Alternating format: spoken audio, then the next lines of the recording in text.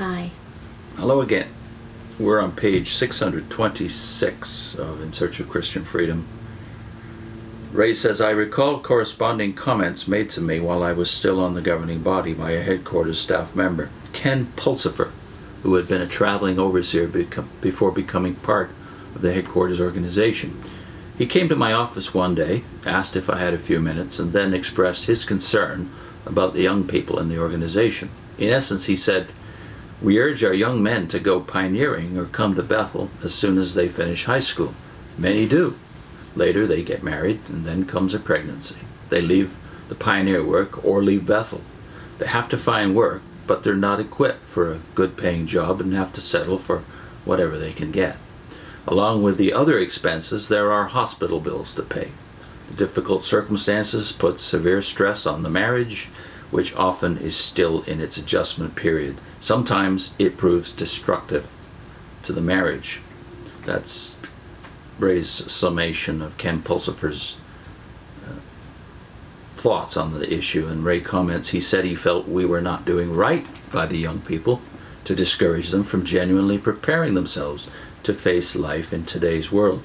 I could only agree with him, but I saw no realistic hope of altering the organizational viewpoint.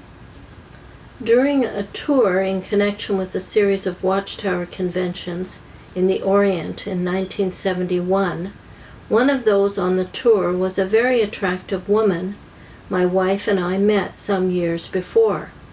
I noticed her now walking with a severe limp, and on inquiring of a friend was told that she had suffered from an illness affecting her hip. When I asked if some medical solution would not have been possible, the friend said that yes, the doctors wanted to perform surgery, but the woman put it off. On my asking why, the response was, well, 1975. Already, her affected leg was inches shorter than the other. 1975 came and went, but her condition remained, now past solution. These are but a sampling of thousands of similar cases. Even though the organization is currently advancing no specific date for the final solution to all problems, the continual assurance of perpetually being at the very threshold of the new order affects one's attitude towards solving problems, gives a distorted view of reality. Multiple accounts could be given of the effects of closing one's eyes to reality in order to maintain belief in illusionary hopes. We normally view with repugnance persons who induce others of limited resources to invest in ventures based purely on speculative grounds and which result in devastating financial loss. But there are things even more important, more valuable, and certainly more irreplaceable than money. Our time, the hours, days, months, and years it involves, is the currency of life itself. Those resources are limited. We would perhaps do well to realize that even if we lived to pass 80 years of age, at birth, we only had a fund of about 30,000 days at our disposal.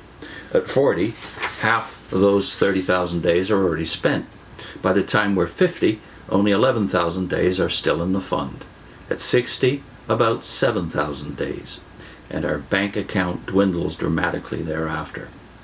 Long ago, the Psalmist wrote, this is from Psalms 90, verses 9, 10, and 12, our years die away like a murmur. 70 years is the span of our life, 80 if our strength holds. The hurrying years are labor and sorrow, so quickly they pass and are forgotten. Teach us to order our days rightly, that we may enter the gate of wisdom. And that was from the New English Bible. Ray continues, in view of the preciousness of time, how can we presume to impose on others our view as to how they should invest theirs, or seek to direct and control that investment? To the extent that we ourselves have benefited from the divine wisdom set forth in God's Word, we can encourage others. We can even counsel against fruitless investment and for sound investment. But this is far different from urging, pressuring persons to invest only in those specified activities and interests which we personally promote, implying that they are foolishly wasteful if they do not. By the same token, while we may be grateful for the thoughts, experience, and relative wisdom of others, we can never afford to allow anyone to assume control of our time, in effect dictating the use of the limited funds of our life. We may have done this in the past, and the natural tendency is to resist acknowledging that in doing so we have made a poor investment. To recognize and admit to oneself that years, even decades, have been spent in pursuing an illusionary path is painful. The pain of even contemplating that possibility may be so strong that we prefer to refuse to consider it, to shut out the hard facts, and to continue on as we have been doing. But we cannot salvage the investment by pouring good money after bad. Again, the fear of freedom weighs heavily on many, and the mere thought of not being linked to a particular organization leaves them feeling weak. The mental health source referred to earlier presents this explanation as to why many hesitate to free themselves. So we're quoting again from M. Scott Peck's book, The Road Less Traveled. One of the roots of this sense of impotence in the majority of patients is some desire to partially or totally escape the pain of freedom, and therefore some failure, partial or total, to accept responsibility for their problems and their lives. They feel impotent because they have, in fact, given their power away. Sooner or later, if they are to be healed, they must learn that the entirety of one's adult life is a series of personal choices, decisions. If they can accept this totally, then they become free people. To the extent that they do not accept this, they will forever feel themselves victims. Yeah, let's M. Scott Peck writing this in a bestseller back in the 1970s. The cult of victimhood was already upon us. Yeah, but it was with people who were suffering from mental illness, and now it's across the world. The general culture has become a cult of victimhood, yes. Mm-hmm.